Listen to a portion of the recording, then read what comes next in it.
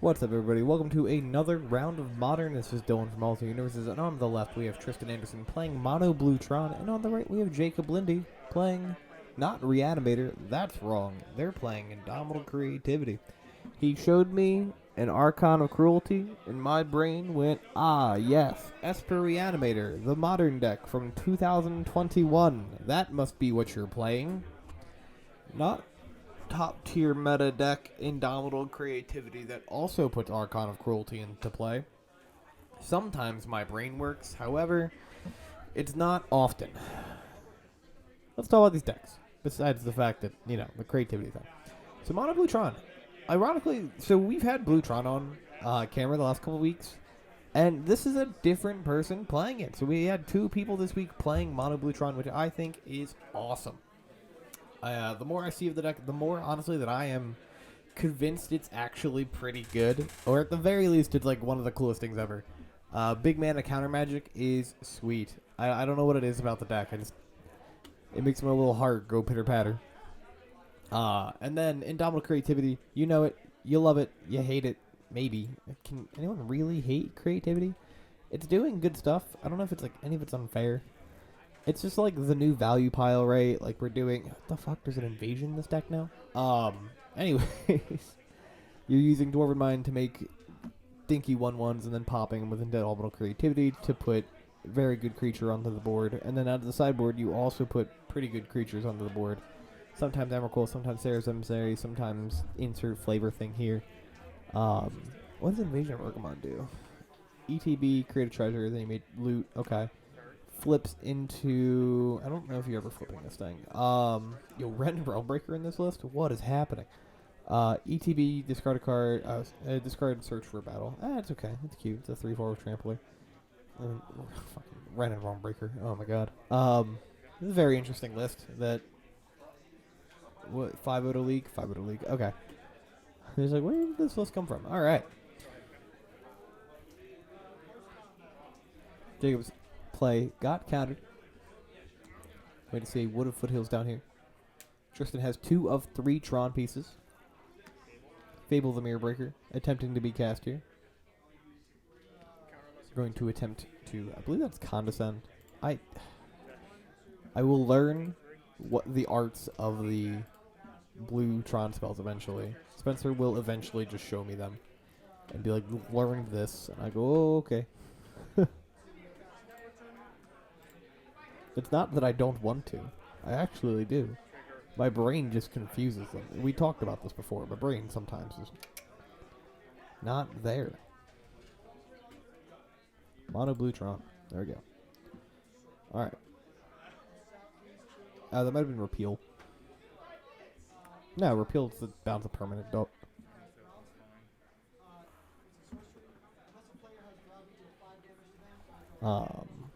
It has to be Condescend, right? Condescend's like the only... I know Remand. I'm going to say it's Condescend. That's thirst for knowledge. We're going to draw cards, we're going to discard cards. Jacob did Spell Pierce the Condescend in order to make sure the Fable resolved. That Fable is a card to fight for. Expedition map coming out here for Tristan.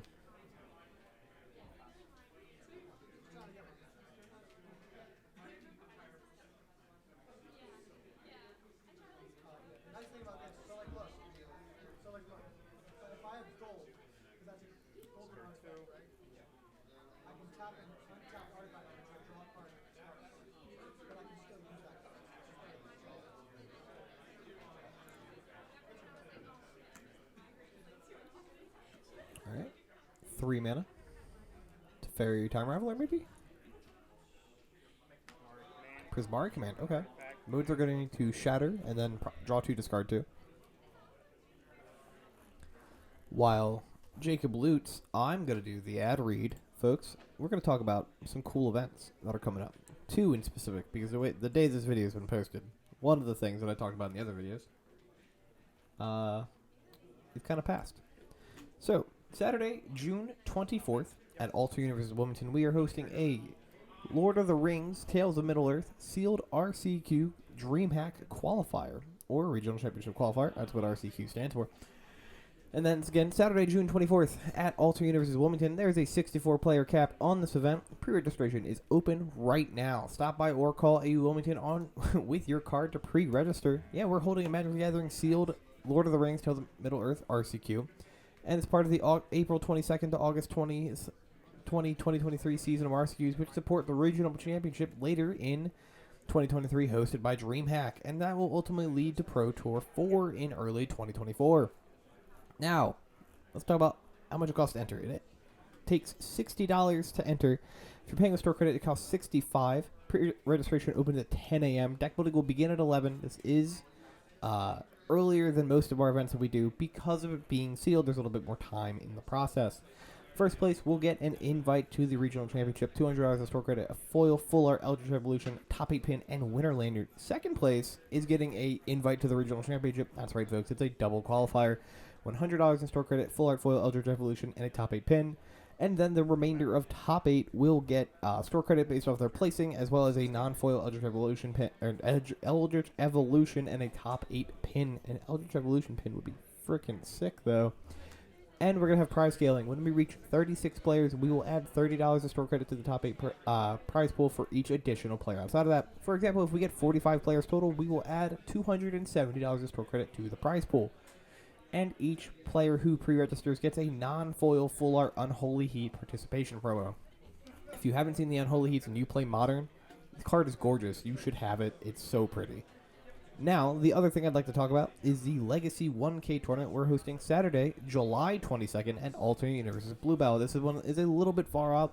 It's about a month and a week, but I want to talk about it because it's really exciting that we're having another big Legacy event at the store.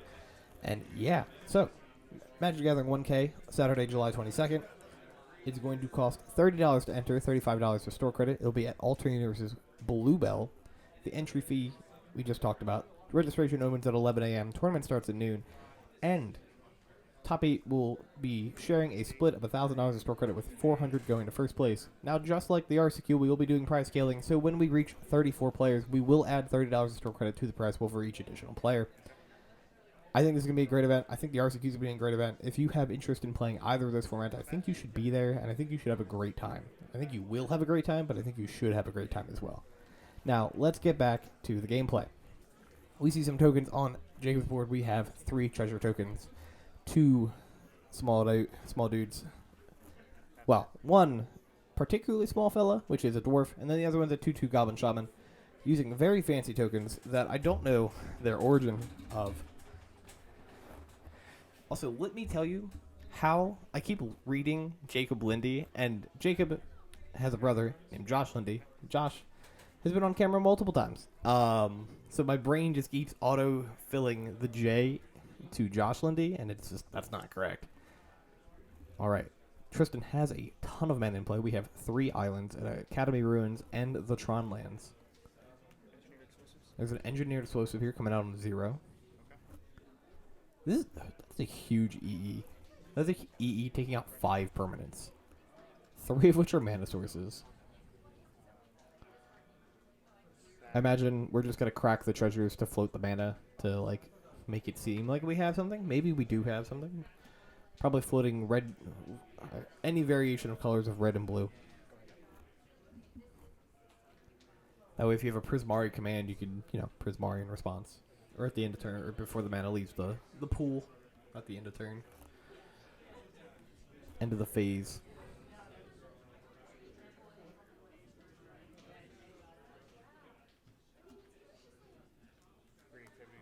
Alright, double creativity here, targeting the Goblin Shaman, or the Reflections of Kiki.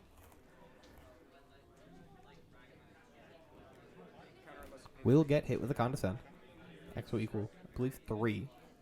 That's what we just saw motion there. Jacob using a old school alternate universes playmat. Not very often do we allow players to use non-AU branded mats, mostly just because we like the advertisement. And it's easier than screening everybody's mat to make sure it is cool for the internet. Looking at you, Yu-Gi-Oh players. But that is one of our original AU mats that we had made, a decade ago maybe. Forever and a Day. Right, Chalice of the Void here coming out of 1. Go ahead.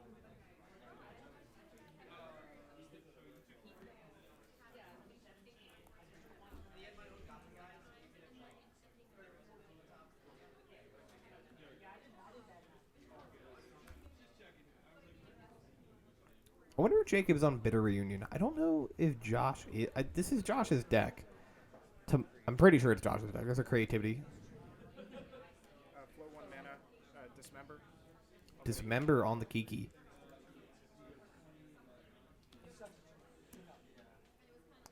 That's pretty good.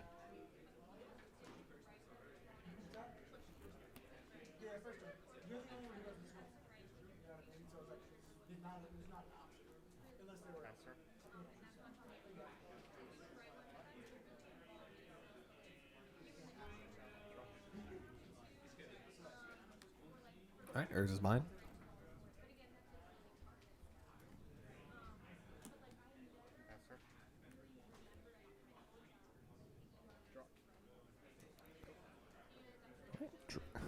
Draw a land to go from both players.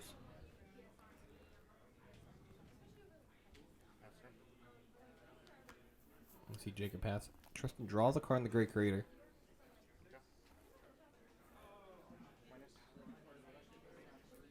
Card will wish for an artifact from the board. Get to see a little glimpse. There's a Sundering Titan. And Sundering Titan might just be the card that, on cast, will win this game. Sundering Titan. Yep, going to go fetch the Sundering Titan, and then we'll go to cast it.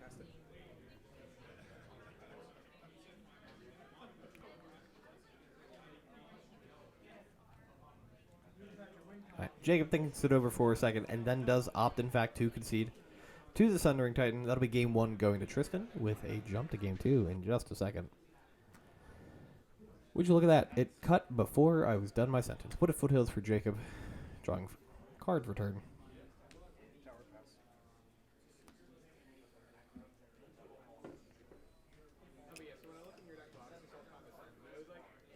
There's really only one deck that plays Condescend.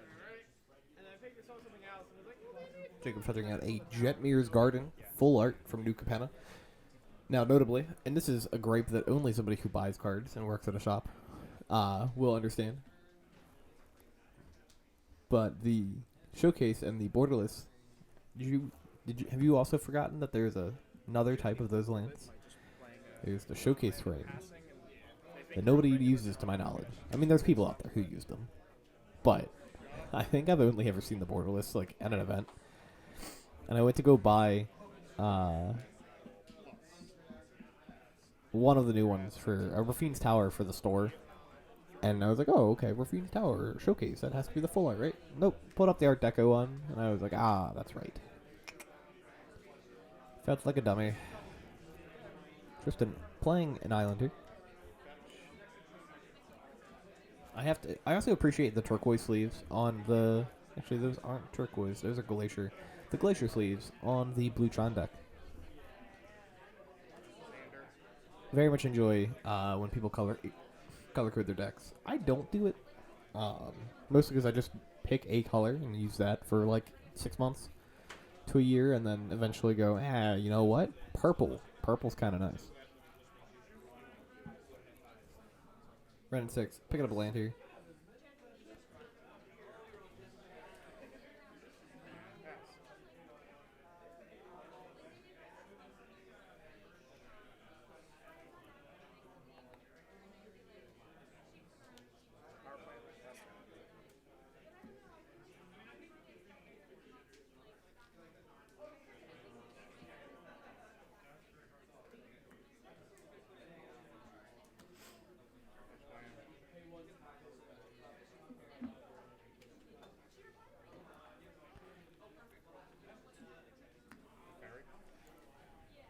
Folks, here's a space fact for you today.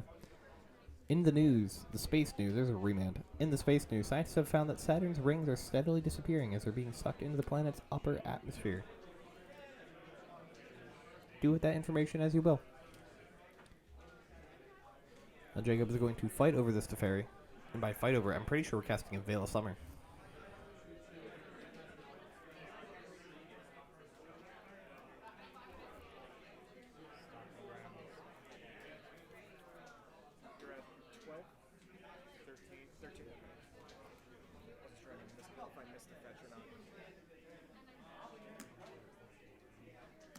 Alright, Veil of Summer. This means Jacob will get the draw card and Teferi will resolve.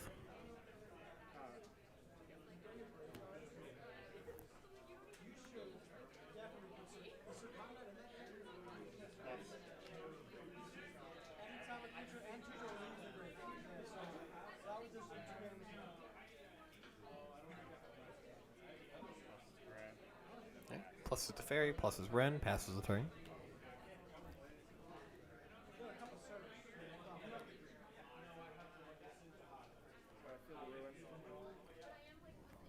A little bit slow for start mana-wise from Tristan here.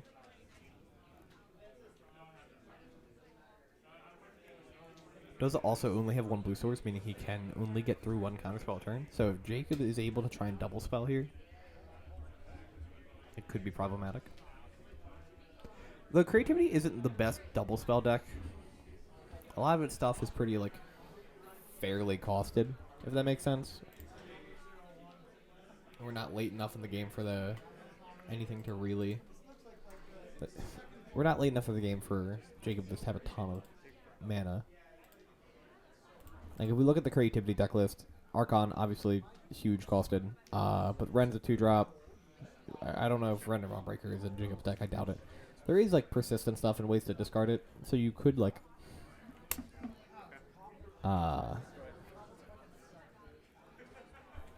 play Bitterrid Union, but they wouldn't counterspell the Bitterrid Union most likely.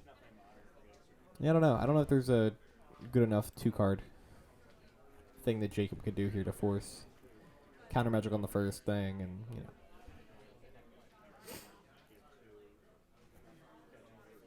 It's basically play cards that discard Archon, then play Persist. Hope for some reason they counter magic the first one. And you were still able to discard said Archons. Bitter Reunion's probably like the only thing. They don't really play Cathartic Reunion. Not really a reason to.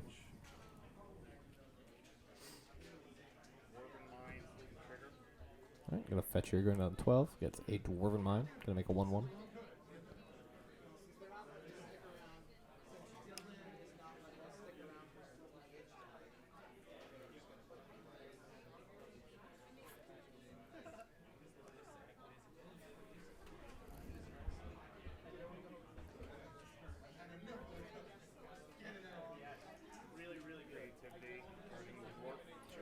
Dominant creativity here. We'll put an Archon onto the battlefield. There's your Archon of Cruelty. ETB, Tristan will lose 3 life, discard a card, sacrifice a creature or planeswalker. Jacob will draw a card, gain 3 life, and have a 6-6. I'll go to 17.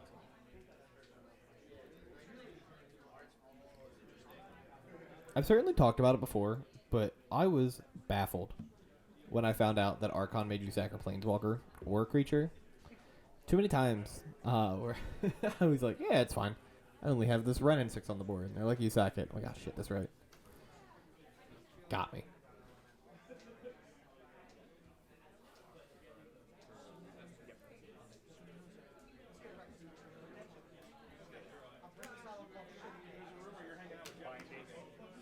Right, Leyline Binding on the O-Stone. I'm actually just wondering how we were going to answer the Oblivion Stone.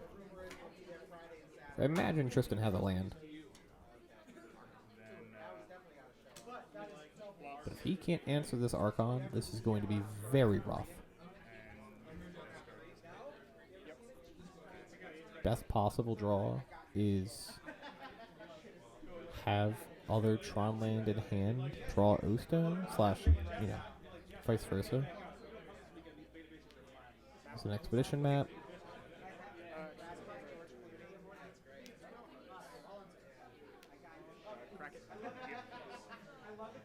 Cracks the map. Sorry, get mine. Going to go get Urza's Mine.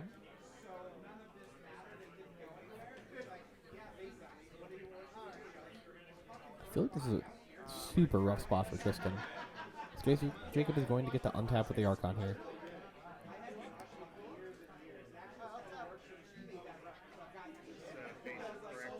Kraken for 9 damage.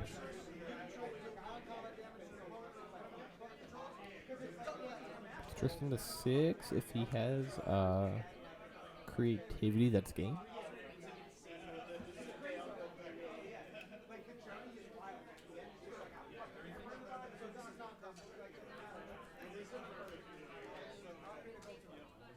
Ren is also at 7. So Jacob can emblem and potentially do things.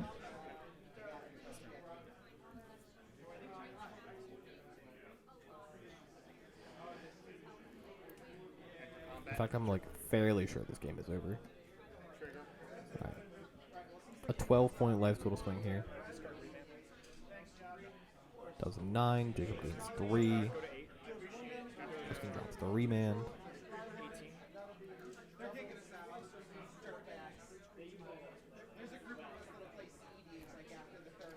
I apparently can't math. 17 minus 9 is definitely not 6 like I was thinking. It's definitely 8. Good job, Dylan, for Monday. Can do math. Alright, gonna go get a Dwarven Mine. I wonder if creativity sideboards Elish Norn at all. Just have double triggers from the ETB. And to cut your opponent off of having Solitude and stuff like that.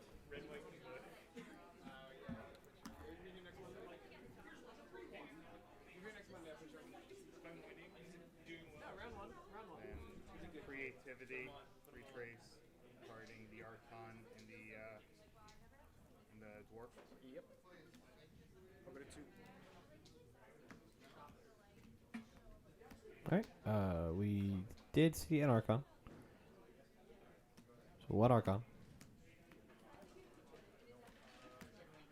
Second Archon. Going to shuffle those cards into the deck. 23.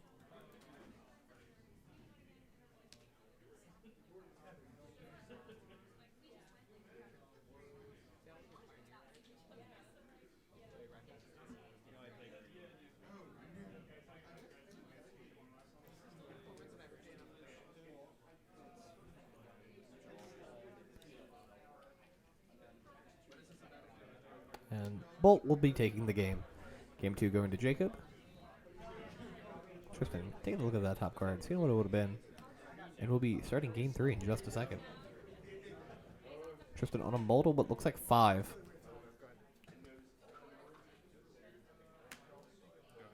Savai Triumph for Jacob.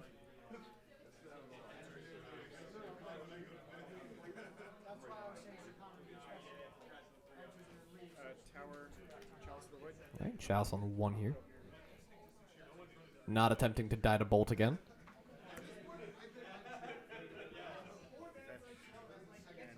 I kind of miss when Creativity played Hard Evidence. I like that card a lot in that deck. It was cool. It's a goofy card. I like my goofy cards. 0-3 Crab. And a clue token for 1 mana? Value. Right, Stomping Grounds being the land fetch of that Arid Mesa here. I imagine Ren 6 is coming down. Tristan has 2 of 3 Tron lands already on play. In play.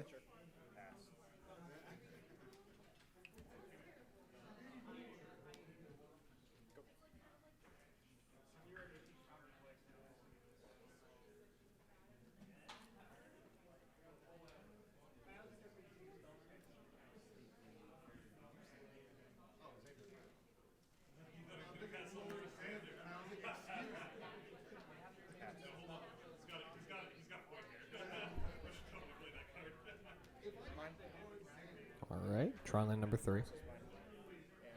The mine that looks like a tower. Karn the Great Creator coming out here.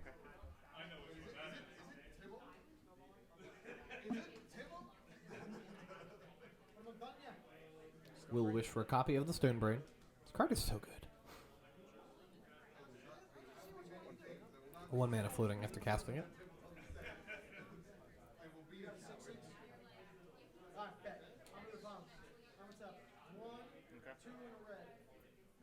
You're going to see Stone Brain activate, exile itself, and then Tristan will get to name a non-basic card. Is it non-land or non-basic? feel like it's Um, non-basic, right? we'll name Archon. Oh, choose a card name. Okay.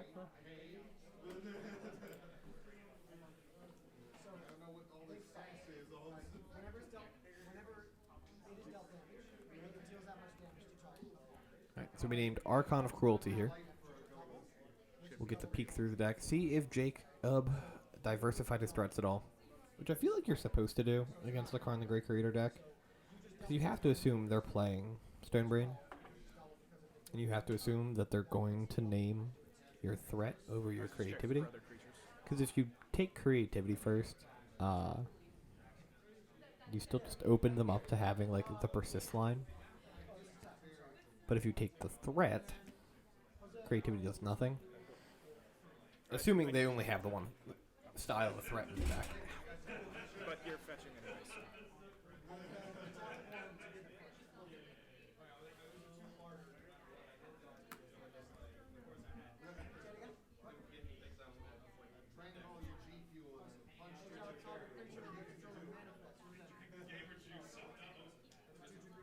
Cycle.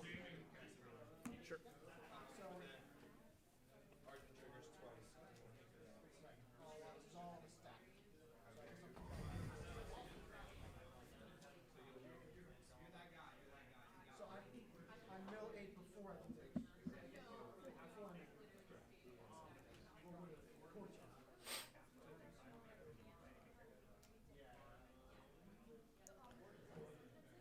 We're plussing to 4 here. Or going to 4 here. We'll ping Karn the Great Creator.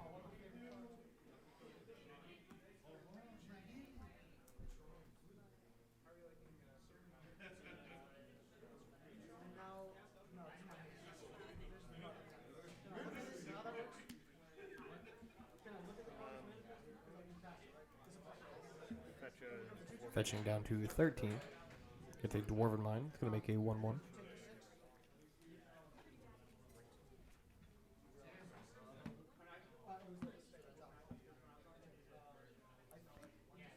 Believe we have all 5 basic types in play.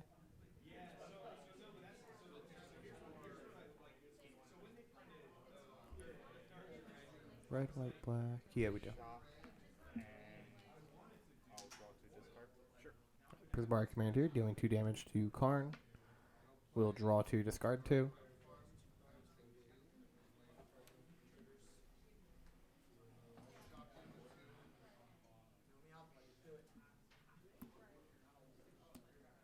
discarded creativity land? Yes. Cool. And then I will pass.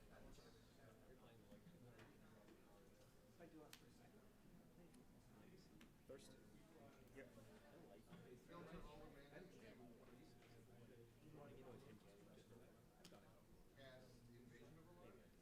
Discard that.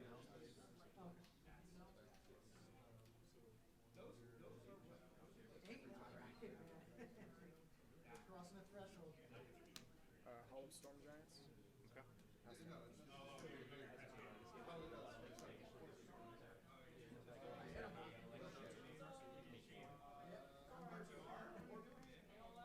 Plus.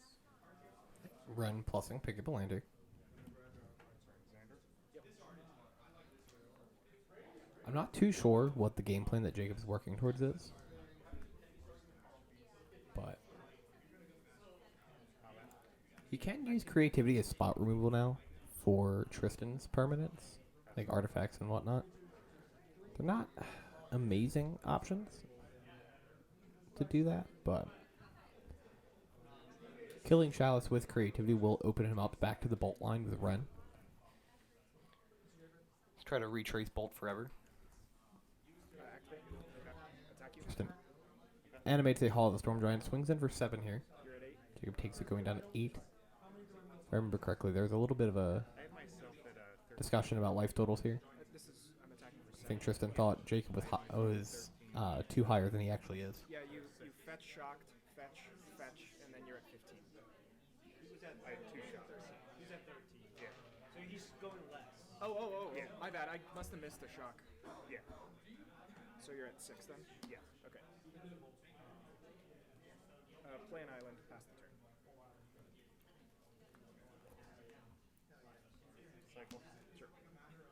Going to cycle a Triumph here, draw a card.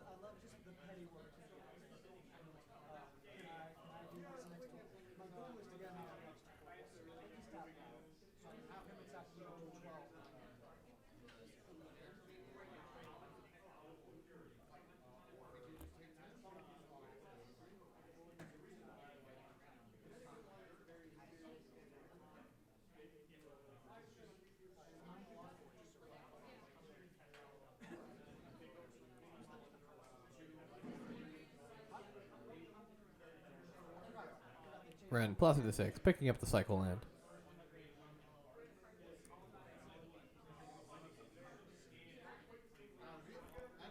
I mean, the plan could just be token beatdown, right? But Hall is a much faster and scarier clock.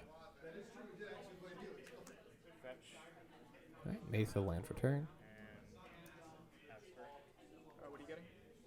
I just. So Sorry. You're not fetching. You're playing a fetch. No, I played it every base. Yep. I'm going to. I believe opting to leave it back cycle a here. shark for 1. Right, it's gonna cycle. Yeah, Shark Tornado here.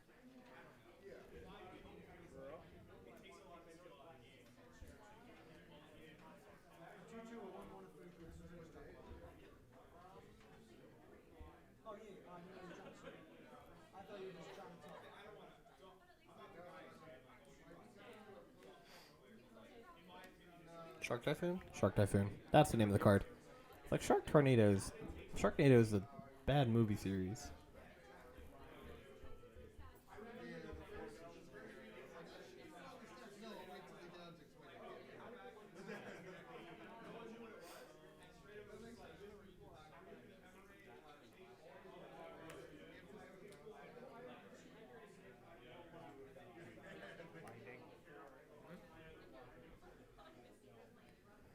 Alright, Leyline Binding here.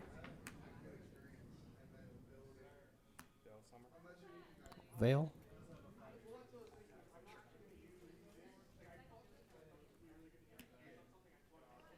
We'll get the draw. Permanent will gain Hexproof from blue. Combat. The Shark will get in for 1. The Dwarf will jump in front of the Hall. Island. Pass.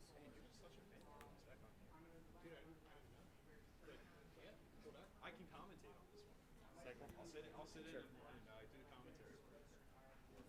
Yours? Has there been any mindset?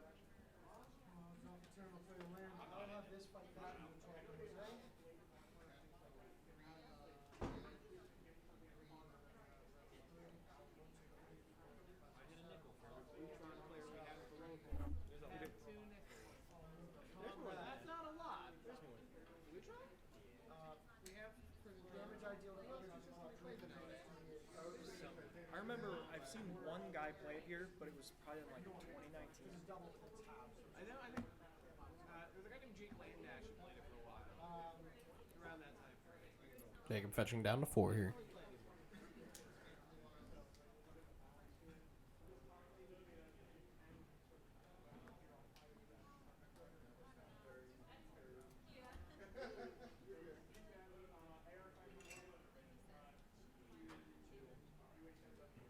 You binding my thing and then you cycle?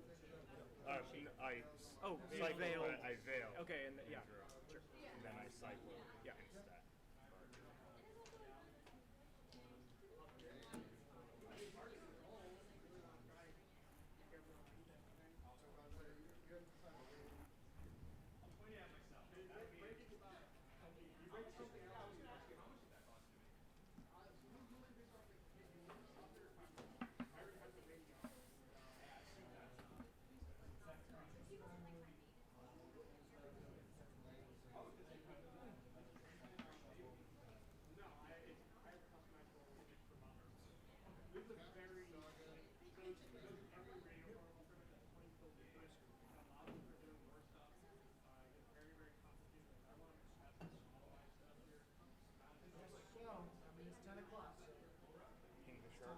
Alright, Ren pings the Shark. Tap Sacred Foundry's land for turn. And pass turn.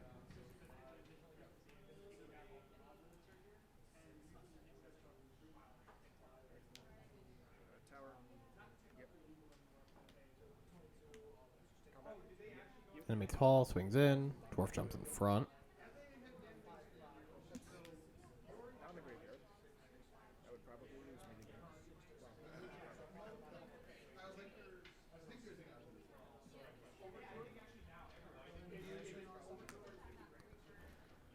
Plus is on a cycle land once again. Cycle. Yep.